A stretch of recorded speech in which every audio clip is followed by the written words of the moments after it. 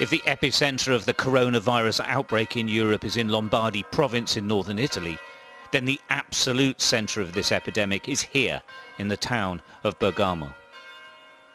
More people have died here than anywhere else, and they still are every day.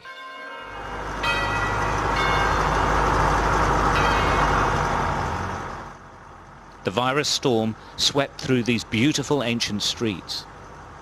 This medieval town and its modern city is utterly locked down. Only a few venture out. Everyone knows someone who has died or is ill, and everyone is scared. Purtroppo sì.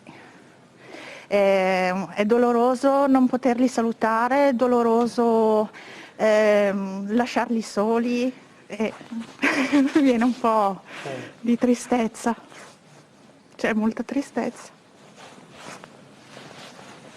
Scusi.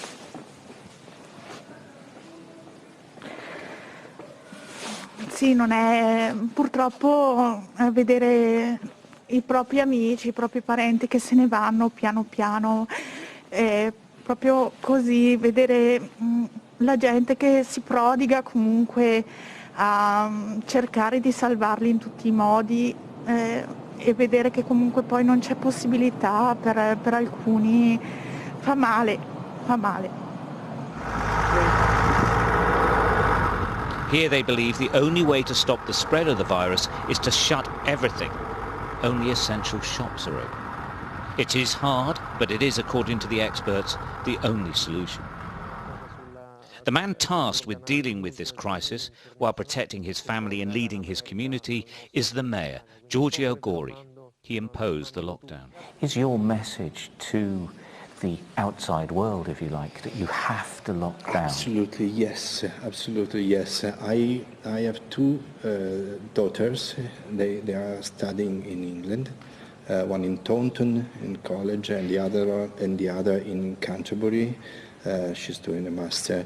And when I saw what the English government was thinking about this problem, I decided to bring them back, because I think that even if we are at the center of the come si dice epidemia? Epidemic.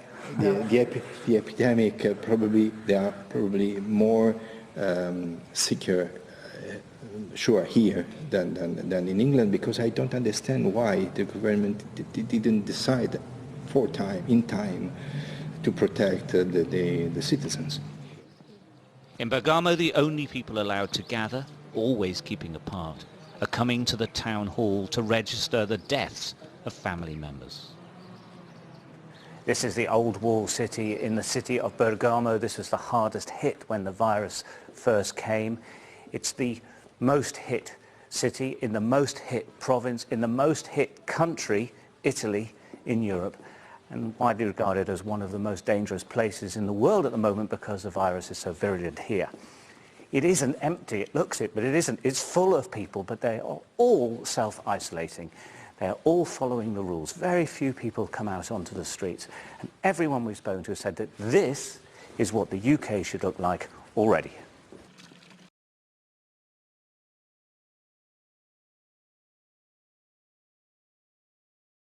The number of UK deaths has been rising at a faster rate than both Italy and China at the same stage of their outbreak, both of which experience unsustainable pressure on their health services.